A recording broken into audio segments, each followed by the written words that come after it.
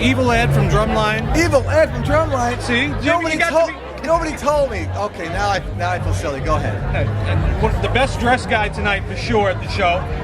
N.A.M.M 2014 Bonzo Bash. You are the best looking dressed guy. I'm thinking. Well, you know, and I'm not. You know, I will say this about being at N.A.M.M and being in a room with some of the greatest drummers that are on the planet is really, it's really, seriously, it's like dwarfing. It's like, oh my God, like, you know, I mean, Charlie Benani from Anthrax is here. I grew up listening to Anthrax, you know, I mean, it's intimidating. So in order for me to feel confident, it's almost like, instead of imagining you naked, if I overdress, then I feel like I'm actually bigger than I actually am. I feel more important and more famous than I actually am. So that's why I do what I do. It's a little tidbit for me to use. I thought you worked for us. Well, you know, I mean, that's the second reason on the list, you know?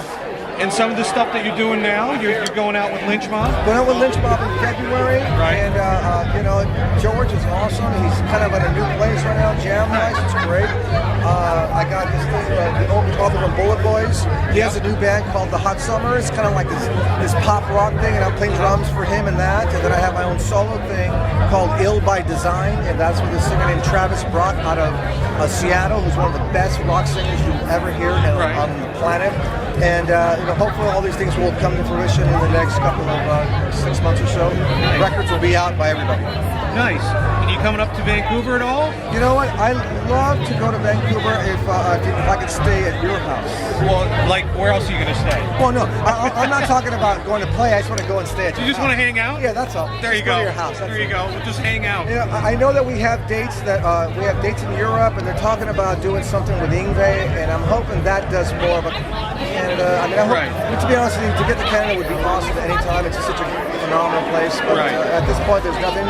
But I will keep you guys in. Let us know. Absolutely. Let us know. And then, you know, the other thing people don't know is about your son, who's a great drummer too. Well, thank you for saying so. Let's talk about Max. Max is a phenomenally young musician that me and my wife have been blessed by God to have this young person in our lives.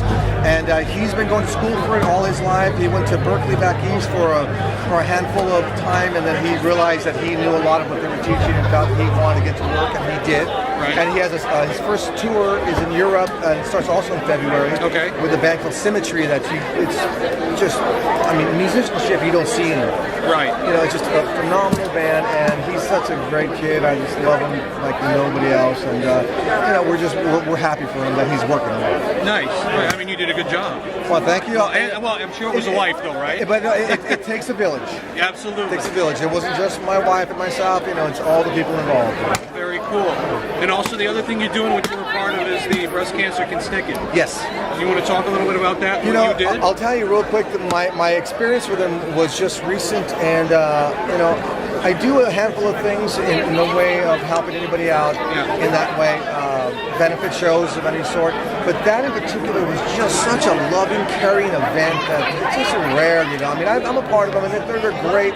But this one had just, the people involved just made you feel like you're like their brothers and stuff, and it was just a great experience. So anything they need from me, I will help them in any way, shape, or form. I think we're flying back on October, but yeah, they're just great people.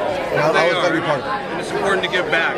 Absolutely. I mean, you know what, we're blessed in this life to do all this stuff, and we get to do the fun stuff and I was just talking to this guy over here. Yeah. And we were talking about music and about, you know, we're getting older now. Yeah. It's Robert DeLeo from STP. It's like, you know what, dude, at some point, you have to give back. You have. And at some point, you have to realize how lucky you are to be a rock and roll musician, and you go on stage and people go, oh my God, I love you, and people go, here's some money for what we do. So, I mean, dude, give back.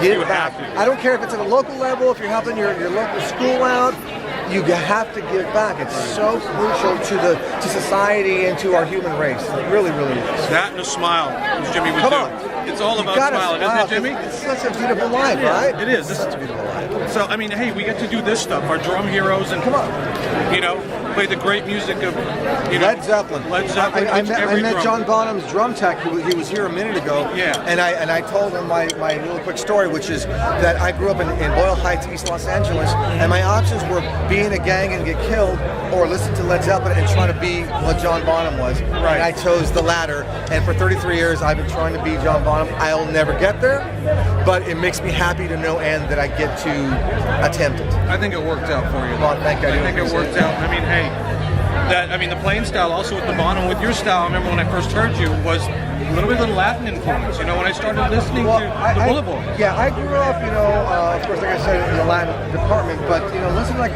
even like the Latin rock, like Santana stuff is really, and then the funk, I love like Sly and the Family Stone. Right. You know, anything that had like Ohio Players, the Commodores was just all great. The meters, you know, all that stuff was so important to my drumming, and I get to now do a little something with it here. This is so cool. Jimmy, I know people want to talk to you, and you got a bunch of stuff to do.